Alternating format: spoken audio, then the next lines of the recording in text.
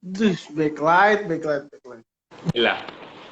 Hai, Pak Pendeta, Woi, emang sibuk rambut gue sekali. berantakan banget ya.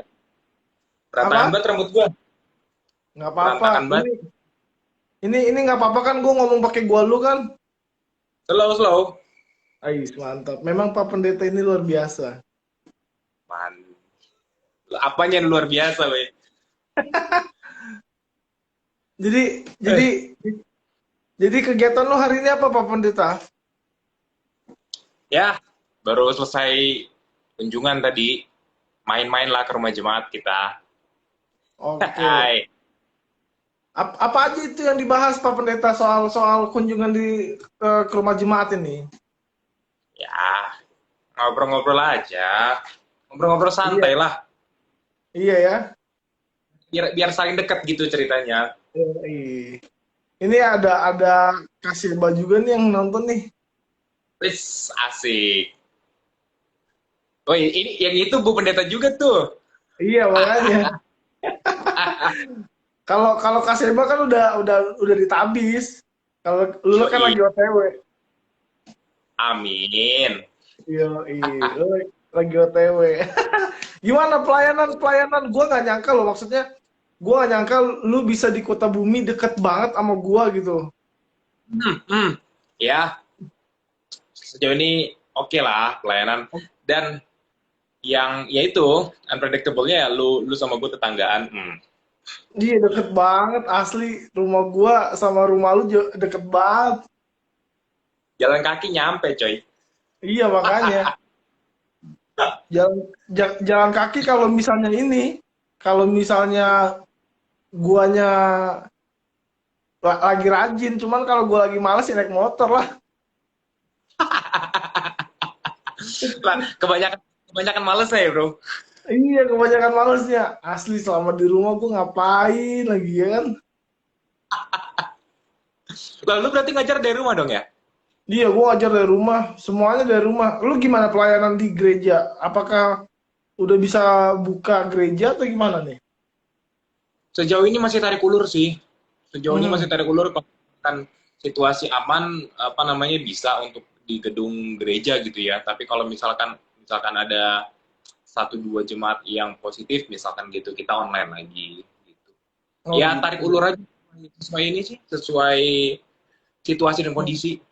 Iya ya. Tapi gimana? Enakan online atau offline nih, Pak Pendeta? Kan pernah sempat offline dan online seperti itu.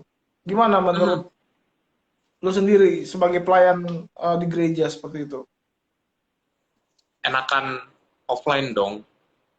Enakan Kenapa? offline dong daripada online. Iya, maksudnya suasananya, terus kemudian misalkan lu ya khotbah di depan orang dengan khotbah di depan bangku kosong kan rasanya lain ya. Beda gitu loh. Bayangin dah. Lu Iya coba sih. lu bayangin di depan kosong gitu cuman sama kamera atau tim yang bertugas gitu kan ya akan beda rasanya dibanding sama Hmm. kalau orang kan. Hmm. Kalau ibadah pemuda gimana? Sudah mulai tatap muka kah atau kan apa protokol COVID kan bilang bahwa pemuda ataupun anak-anak nggak boleh kan dan termasuk juga lansia seperti gimana? Apakah Iya, iya. eh, komisi apa sih sebutannya di gereja lu itu komisi pemuda kah? Kalau di gua kan GPIB kan gerakan pemuda. Kalau lu apa? Kalau di tempat gua namanya KPR, Komisi Pemuda Remaja gitu. Jadi ya masih digabung gitulah ya antara Hmm, pemudanya dan remaja. Ya untuk oke. ibadahnya sejauh ini belum jalan sih. Ibadah pemudanya. Cuman semenjak Covid ini agak agak agak bolong-bolong begitu ya jadwalnya. Kadang ada Hmm, kegiatan, enggak. Cuman kemarin terakhir eh, mencoba pendalaman Alkitab lagi sih, gitulah. Ada hmm, hmm, PA. hmm. Sejak berapa lama tuh maksudnya pendalaman Alkitab dari apa? Dari COVID dan setelah sekarang ini udah mulai pendalaman Alkitab lagi udah berapa bulan tuh nggak pendalaman Alkitab kira-kira? Udah lama coy, udah lama karena memang memang eh, semua gara-gara terbentur COVID sih ya.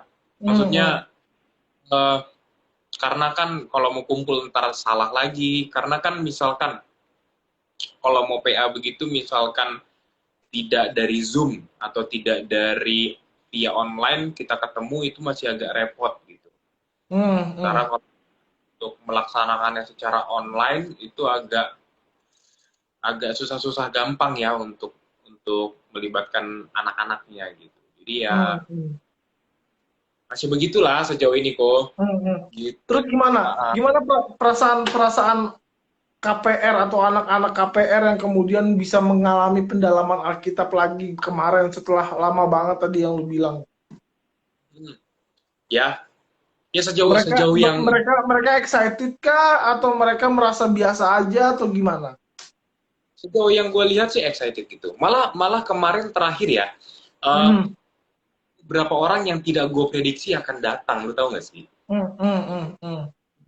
Jadi ada beberapa orang yang gue pikir nih nggak bakal datang nih. Nggak taunya muncul dong, nongol Hmm. gitu. Hmm. Hmm. Hmm. Hmm. Hmm. Berarti memang Dan segitu segitu kangennya ya untuk kemudian beribadah bareng sama KPR seperti itu ya. kemungkinan seperti itu. Jadi ya gue happy gitu ngelihatnya. Hmm. Maksudnya Hmm. antusias itu gue happy ngelihatnya gitu. Dan Hmm. bersyukur gitu kan. Hmm. Ya gitulah. Oke. Ya gampang sih. Ya kayak lu aja, lu kan juga ngajar ya kok ya. Lu Tapi kan sebagai bapak maksud gua pak kalau guru. kalau kalau kalau lu kalau gua kan full dari tahun kemarin, Pak. Totally gua nggak tatap muka sama sekali, lu bayangin aja. Anjir gua kalau gua dibilang stres mah stres bener gua di rumah. Karena kan apa ya? Sama sebenarnya kita nih sama gitu loh. Kita bertemu sama orang, kita kita berkomunikasi sama orang seperti itu kan. Lalu kemudian pas COVID datang kita kita dipaksa nih buat kemudian pelayanan di online seperti itu. Ini kan perubahan yang luar biasa berubah seperti itu. Tapi gini, Hmm. Pak Pendeta, maksudnya ada nggak sih maksudnya untuk apa? Untuk penguatan gitu. Sekarang kan dalam masa pandemi kayaknya orang butuh dikuatkan seperti itu. Lu sendiri ngelihat apakah sebagai pendeta perlu juga untuk menguatkan anak-anak muda ataupun jemaat lu yang kemudian merasa bahwa kayaknya nih gue lagi kena mental health misalnya kayak gitu. Ada nggak sih pemuda lu yang cerita kayak gitu sama lu atau mungkin yang sharing seperti itu? Suara lo kecil kok. Masa sih suara gue kecil, suara gue gede kali. Mm-mm. Udah kedengeran belum? Bentar ya kok.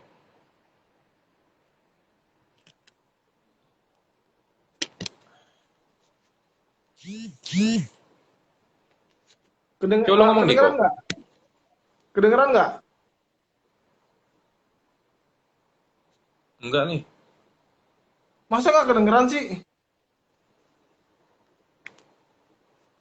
Enggak.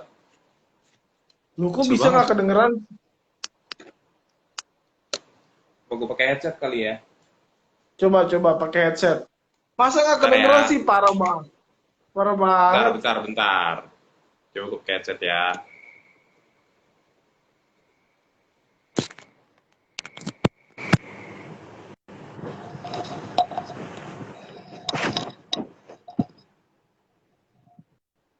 Halo. Halo, kedengeran nggak suara gua? Nah, kalau ini kedengeran sekarang nih. Tadi Nah, ya kecil udah banget pakai kok. headset aja. Nah gini, maksud gua gini. Dalam masa pandemi kan maksud gua anak muda kan pasti pengen butuh penguatan dong. Ada nggak sih anak muda yang kemudian di tempat pelayanan lu kan sebagai calon pendeta nih kayak gitu kan? Hmm. Ada nggak sih yang minta sharing atau minta saran seperti itu? Saran terkait apa nih? Mungkin kalau misalkan anak muda zaman sekarang ya, Hmm. terkait pandemi ini mungkin khususnya di tempat gua nggak terlalu ini deh kayaknya, Hmm. nggak terlalu punya pengaruh gitu ya. Maksud gue Hmm. mereka justru eh, lebih ke arah pergumulannya nih, lebih ke arah bagaimana Hmm. mereka berrelasi dengan orang tua, bagaimana mereka berrelasi dengan em, teman-teman sebaya gitu gitu nggak sih kalau sekarang? Hmm, hmm, Nah, hmm, hmm, karena ya karena semuanya sekarang zaman zaman COVID ini semuanya serba terkurung gitu ya, hmm, serba terbatas, pergaulan pun jadinya misalkan terbatas juga, yang biasa ya nongki nongki nongki nongki kemana ini mungkin sekarang dikurangin kan hmm, gitu hmm, hmm, hmm, hmm. Tapi ya gini sih, gitu. hmm. Tapi menarik sih soal soal pelayanan kayak gitu. Lu sendiri pernah merasa bahwa apa ya? Ini kayaknya gue butuh orang nih untuk bantu-bantu gitu. Pernah nggak sih lu melibatkan pemuda untuk bantu-bantu pelayanan lu misalnya? Oh iya dong, pasti Hmm, dong. Ha-ha. Karena kan eh misal dalam pelayanan bermusik begitu ya, hmm, ternyata hmm, pemuda-pemuda gereja itu banyak yang lebih yang punya bakat dan talenta yang luar biasa menurut gua, dan hmm, itu perlu perlu dieksplor lebih jauh menurut gua. hmm, Nah, dan ketika ketika mereka dilibatkan di dalam proses pelayanan begitu, mhm, happy kok gitu. happy. Iya, Iya. sejauh yang gue lihat happy ya gitu, karena mereka Hmm, mereka kita berikan kesempatan untuk berkontribusi sesuai dengan apa yang mereka senangi kan gitu ya. hmm, hmm, hmm, hmm, Iya nggak sih? Iya nggak sih? hmm, Lu iya, lu iya, lu iya, nggak iya, iya. lu nggak Hmm, akan hmm. merasa terbebani. Betul, betul, betul. Tapi gini, maksud gua, ah pelayanan itu kan ditopang oleh banyak orang ya. Maksud gua, pernah nggak sih lu kayak ngerasa bahwa ini kayaknya pemuda gua nih satu dua orang one man show nih misalnya kayak gitu. Ada nggak sih lu ngeliat kayak gitu? Ah, ada juga one man show gitu. Hmm, Nah, tapi itu menarik nih. One man show ini, tapi kadang ya one man show hmm, ini tidak melulu jadi negatif. Iya nggak sih? Kalau gue iya, ngeliat I ini. see, I see, I see. Iya kan? Karena sometimes one man show itu bisa sangat terpakai di waktu-waktu kepepet gitu loh misalkan. Iya gak sih? Iya, Iya iya, gak iya, sih? iya, Iya iya. dong, maksudnya kita nggak bisa memungkiri misalkan Hmm, untuk cari untuk melayani di bidang-bidang tertentu di dalam gereja, mungkin ada yang agak susah mencari orang-orangnya kan gitu ya. hmm, hmm, Terus ketika ada yang orang yang emang mau aja, hmm, ya kita istilahkan dengan one man show itu ya bagus juga sebenarnya gitu. hmm, hmm, hmm, hmm. Benar, benar, benar. Ya kan? Nah gitu. Gue sepakat sih untuk hal Ah. itu. Kemarin gue ngeliat ini video lu trio sama sama Kak Ike sama Kak Seba soal Tuhan tak pernah gagal. Ceritain dong, itu lagu kesukaan lu Guys. kah? Sebagai sebagai calon pendeta atau gimana nih? Wah, elah. Iya. Enggak, karena gini. Gua harus mengakui bahwa ketika di kampus gua tuh memang respect sama lu, makanya gua bener-bener kayak excited ketika gua tahu nih lu pelayanan dekat rumah gua gitu, makanya tuh ikutan ngopi kayak gitu. Bisa aja Pak Guru. Ben- Bener kan, gua nggak bohong sih, sumpah gua excited banget ketemu lu, anjir kata gua nih, lu gimana di ini nih, Bumi Indah ya, Bumi Indah mah tinggal nyebrang. Tetangga juga. Iya Makanya. makanya. Nah, tapi terkait lagu itu ya, maksud gue Hmm, eh terkait lagu itu ya, favorit sih ya so-so lah ya, nggak favorit-favorit hmm, banget hmm. kalau boleh jujur. Cuman lagi Hmm. dapet aja gitu, lagi kena aja dengan Feel-nya. dengan situasi hati saat ini terlebih. Hmm, Kalau dari sudut hmm, pandang gue gitu, gue merasakan seperti hmm, itu. Ya kan kan lagu itu bercerita tentang kepercayaan pada rencana Tuhan nih yang hmm, eh, bagus, yang akan indah, yang akan cantik pada hmm, pada waktunya kan gitu. Ya hmm, kan, ku percaya kepada Tuhan yang tak pernah gagal untuk menepati janji-janjinya. Nah itu proses itu sedang gue rasakan saat ini dan gue sedang belajar untuk mempercayai itu. Makanya ya terciptalah kolaborasi asal-asalan kemarin. Tapi itu bagus ya, maksudnya untuk orang-orang yang mendengar seperti itu kan merasa terberkati. Secara jujur sih, gue merasa terberkati ketika dengar trio lu bertiga nyanyi seperti itu. Wih, sedap, thank you. Iya. Padahal mah palas-palasnya banyak itu. Itu berapa hari ngeteknya itu? Sekali take itu. Buset. Sekali tek udah keren banget. Jago banget gue ya sekali take. Sombong Iya, amat. makanya. Tuhan gak pernah gagal. Masa iya sih Tuhan gak pernah gagal menurut lu? Ini Gagal dalam kita hal apa nih? diskusi lebih mendalam mungkin. Tuhan gak pernah gagal. Tapi banyak orang yang merasa Tuhan gagal dalam hidupnya, iya nggak sih? Gagal apa ini? Maksud lu? Gagal dalam hal arti misalnya, Tuhan saya kehilangan pekerjaan, engkau gagal memberkatiku misalnya. Atau Tuhan aku kehilangan pacar misalnya, kehilangan buah cinta, asik buah cinta. Buah cinta, buset, buah cinta. Jadi kayak gitu kan.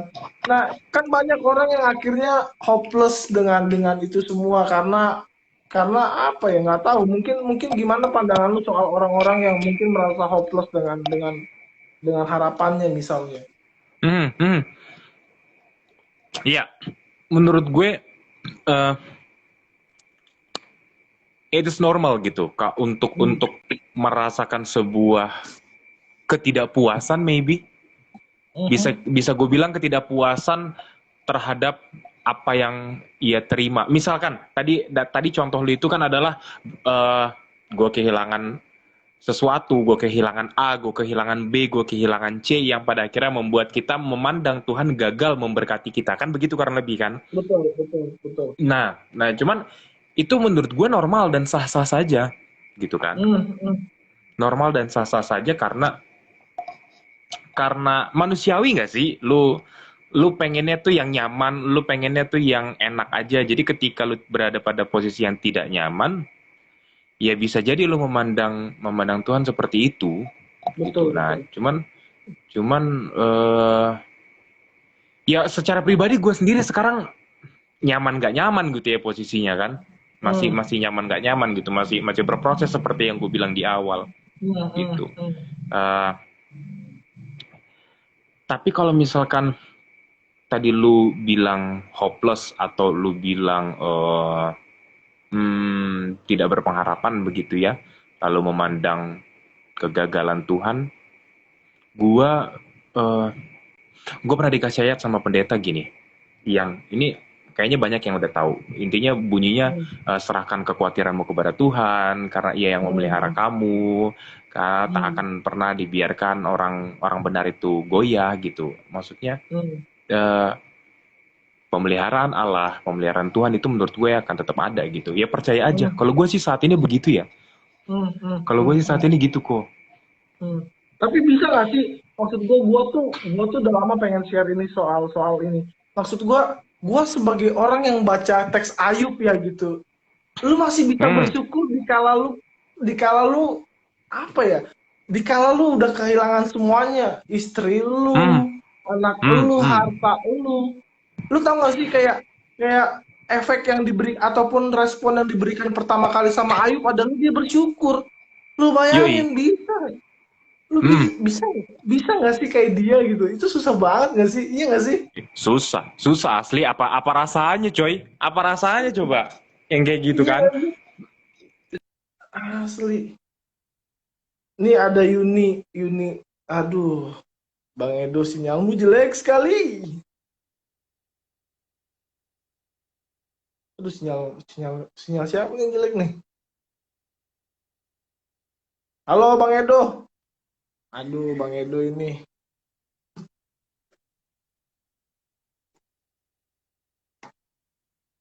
Duh, bangke. Bang Edo terputus. Padahal lagi ngobrol banyak hal. Aduh. Kita undang lagi Bang Edo ini.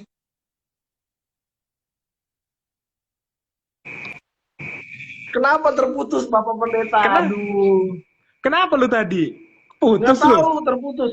Ini ada dari ini nih. Apa? Yuni Sri Ayu Bang Edo katanya. Nah, iya, halo Yuni, teman-teman gue juga tuh.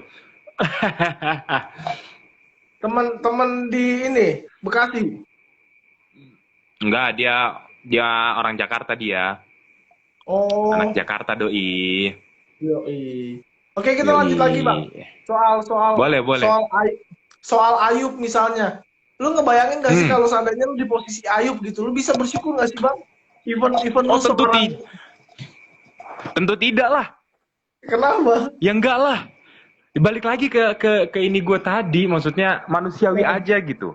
Manusiawi aja nggak sih? Maksudnya gue nggak punya kelegowoan hati sebesar Ayub gitu. Iya nggak sih? Gak bisa gue selegowo itu. Lu bayangin dong di awal-awal hartanya hilang, terus kemudian anaknya meninggal, terus istrinya tiba-tiba pergi. Dia jadi tiba-tiba jomblo ya nggak sih? Tiba-tiba jomblo dong, anjir. Tiba-tiba jomblo. Tiba-tiba duda gitu maksud lo? Anjir. Aduh, gila gue seneng banget diskusi kayak gini. Tapi gini, Pak Pendeta, lu sebagai calon pendeta mungkin yang kemudian sekarang menempa sebuah pelayanan ataupun menjadi role model dalam jemaat. Lu punya kekhawatiran nggak sih sebenarnya dalam melayani menjadi hamba Tuhan? Karena hamba Tuhan ini gue percaya adalah panggilan seperti itu, tapi juga bicara soal profesionalitas juga. Yap. Kata-kata terbesar gue menarik nih yang lu bilang tadi, yaitu role model. Ya kan? Role model, lu menjadi contoh, lu menjadi panutan gitu ya di tempat lu melayani gitu. Secara khusus di tempat gue melayani. Cuman, nah ini yang ketakutan yang gue lumayan khawatirkan begitu, agak deg-deg khususnya untuk secara gue pribadi dan mungkin secara umum untuk para pengkhotbah, para pendeta, para kalau bahkan kita bicara lebih besar pemuka agama begitu ya, yang sering mengkhotbahkan isi kitab suci. Tugas para pengkhotbah, para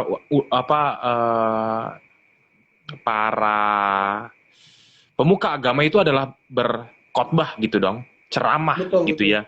Betul. Yang menjadi PR adalah ketika lu sangat mudah mengkhotbahkan atau menceramahkan orang lain, tapi lu susah untuk menceramahkan diri lu sendiri gitu. Iya nggak sih, itu jadi tantangan terbesar. Iya nggak sih?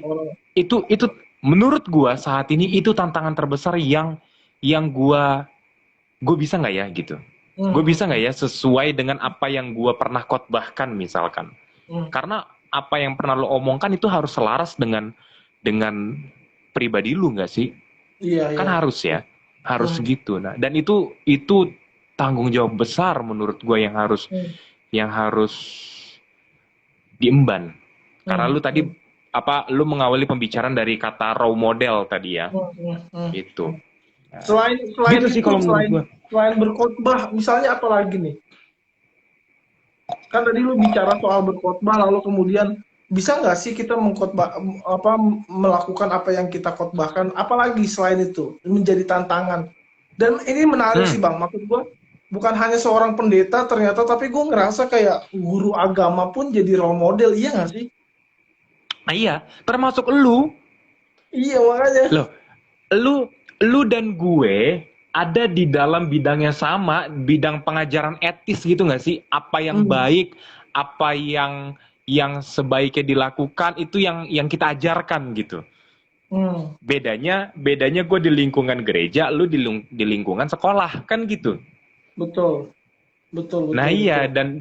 dan kita sebagai yang mengajarkan harus juga bisa menjadi panutan. Itu tantangannya itu tantangan Betul. asli deh. Betul. Ini ada teman gua nih komen nih, halo Pak Rapco. Dia juga guru agama nih, cuman Katolik. Pak. Oh, guru agama juga. Iya. Oh, Pak Albert. Ernest. Iya. Dia juga guru agama juga, cuman Katolik. Nah, Katolik. Jadi, Ya sama jadi maksudnya. Diskusi kita dipantau sama orang-orang agama, coy.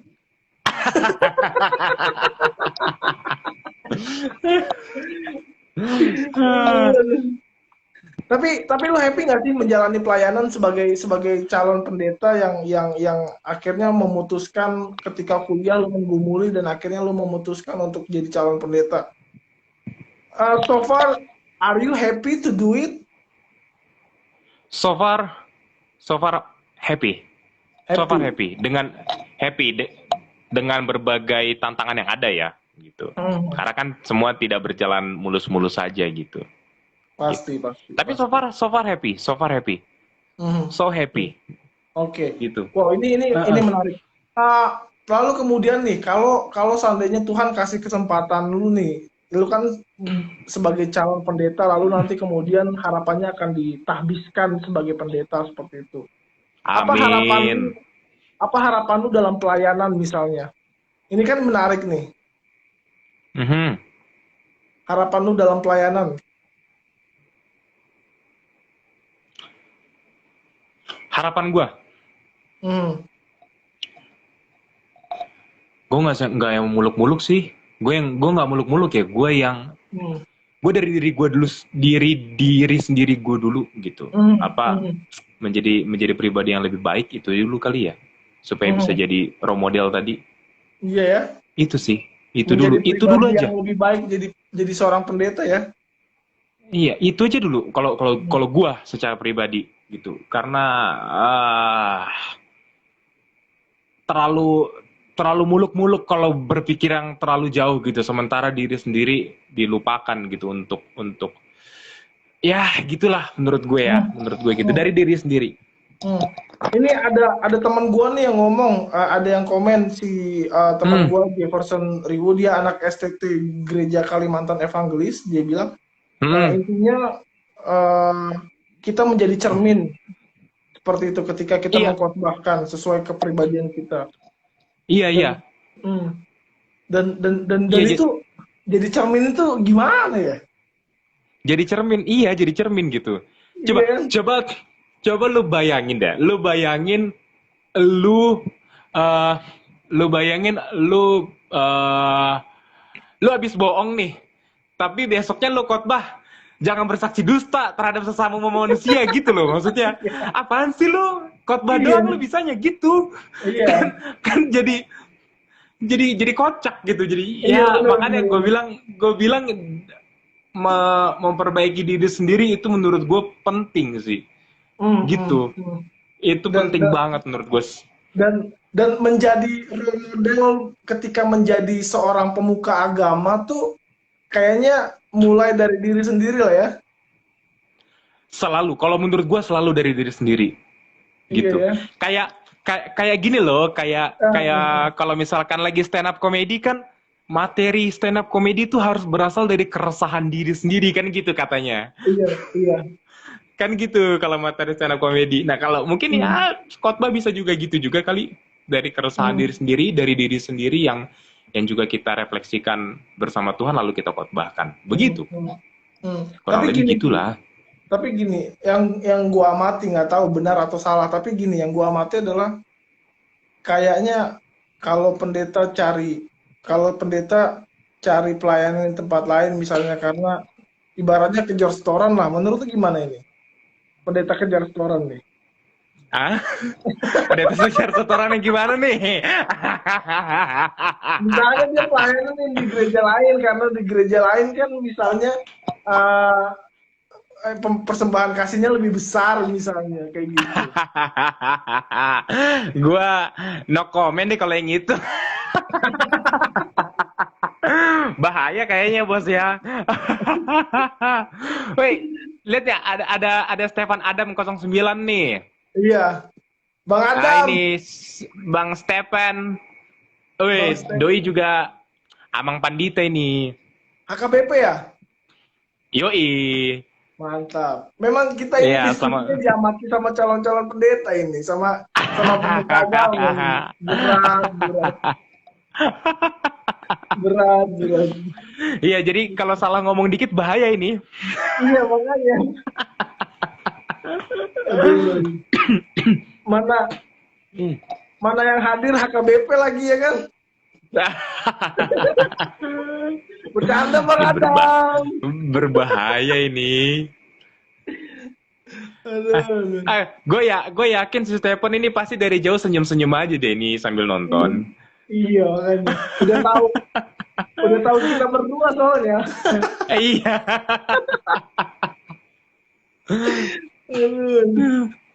Tapi ini diskusi yang menarik sih dalam dunia pelayanan seperti itu. Tapi menurut lo sendiri pendeta itu panggilan atau profesi sih?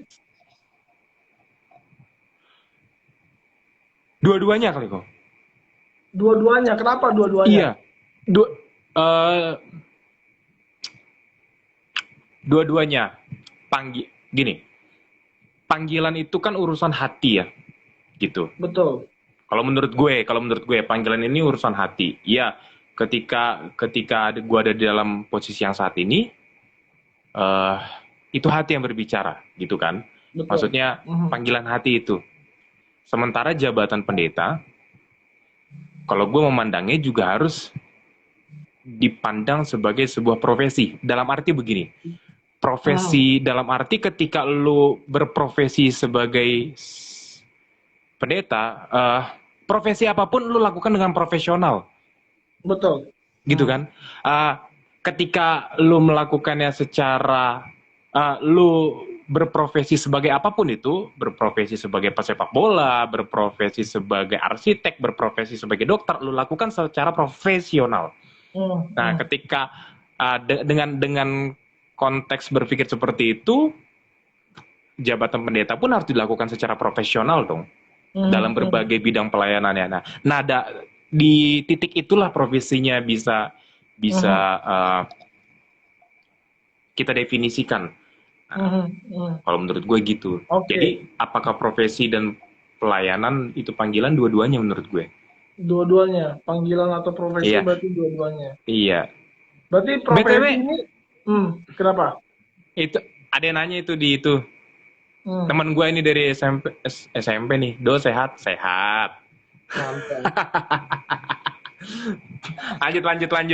Lanjut. Tapi berarti kan profesi itu bukan bicara soal ini ya, bukan soal mencari uang ya, tapi bicara soal bagaimana kita melakukan profesionalisme kita dalam melakukan apa yang kita kerjakan saat ini kan gitu loh. Iya, kalau gue dari situ ngelihatnya. Berarti ini paradigma atau cara berpikir yang harus diubah bahwa profesi itu berisik banget, bro. Yuk. Bentar, ada yang datang. Lanjut. Siapa yang datang? Pemuda gua. Yo. Tar lagi lah. Pemuda lu mana? Ajak ngobrol dong. Nanti. Okay. Sorry. Ke distract jadinya. Oke. Tapi gini, berarti itu paradigma yang harus diubah bahwa pendeta tuh profesionalisme bukan mencari uang ya, tapi memang meningkatkan kualitas ini ya, kualitas pelayanan, kualitas diri dalam melakukan pelayanan. Dan sebenarnya gini sih, kalau gue lihat, bahkan Yesus aja sebenarnya profesional dalam melakukan pelayanannya, iya nggak sih? Iya, iyalah jelas lah, profesional abis lah. Dia sampai berani dia berani ngelobi Zacchaeus loh, lu bayangin nginep di lobi. Dia tuh ikut gua aja deh gitu. Itu kan profesionalisme ngelobi orang, lu bayangin. Iya, bisa dikatakan begitu. Bolehlah dikatakan begitu kalau kalau lu Tafsir mau gua, melihat dari sudut pandang seperti itu. tafsir gua terlalu ini ya. Tafsir gua terlalu barbar. Ah, Kan kita nggak tahu apa yang diomongin Yesus sama Zacchaeus, apa yang dilobi Yesus kan. Udah, ikut aja sama saya gitu. Nanti kamu nggak bakal dikucilkan. Iya kan? Mau tafsiran lu ini juga ya? Tafsiran lu tuh mind blowing juga ya? Kayak gitu. Hmm. Jadi ya gitu, gue ngeliat bahwa bahkan sebetulnya kemampuan retorika yang diberikan Yesus ketika di perjanjian baru juga itu kan bagian dari profesionalisme. Iya, iya. Kayak gitu. Ini menarik. Nanti kita akan bahas soal itu nanti di part selanjutnya. Nanti part selanjutnya boleh lah. Boleh lah. Kayak gitu. Mungkin gini, untuk mengakhiri apa yang kita diskusikan malam ini, Pak Pendeta, seperti itu. Mungkin lu bisa share sedikit ayat Alkitab atau sesuatu ayat Alkitab kesukaan lu yang mungkin bisa menguatkan lu seperti itu. Itu menjadi bagian mungkin yang dengar juga merasa terberkati ketika mendengar ayat Alkitab kesukaan lu seperti itu. Ah, iya. Sebentar, gue cari yang tadi ya. Yang tadi gue sempet ngomong di awal. Wait. Kayak gitu. Wait. Slow. Ini Pak Pendeta paling santai yang gue pernah temui, bisa ngomong gua lu, coba bayangin aja. Oh nih.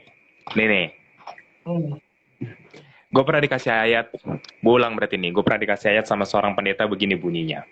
Serahkanlah kuatirmu kepada Tuhan, maka Ia akan memelihara engkau. Tidak untuk selama-lamanya, dibiarkannya orang benar itu goyah. Mazmur 55 ayat 23. Apa yang lu dapat dari situ, Pak Pendeta? Apa yang menarik dari situ? Kepercayaan. Anjas. Apa yang membuat lu menilai bahwa itu menjadi intinya nih kepercayaan kayak gitu? Iya. Ayat ini dibuka dengan kata serahkanlah kuatirmu kepada Tuhan. Serahkanlah, lu merebahkan diri ke tangan Tuhan gitu loh. Menyerahkan diri. Jadi ya udah percaya aja dengan apa yang Ia rancangkan dalam kehidupan kita masing-masing. Itu yang gua imani saat ini. Itu yang gue imani. Dan ini sampai saat ini masih menjadi ayat yang gue pegang sih. Sampai gue ada di titik ini. Sampai tercipta cover lagu kemarin. Kayaknya kita harus cover lagu, Pak Pendeta, biar YouTube gue semakin berkembang nih kalau ada Pak Pendeta bisa iringi lagu. Iya dong. Bisa aja, boleh lah kita nyanyi sekali-sekali.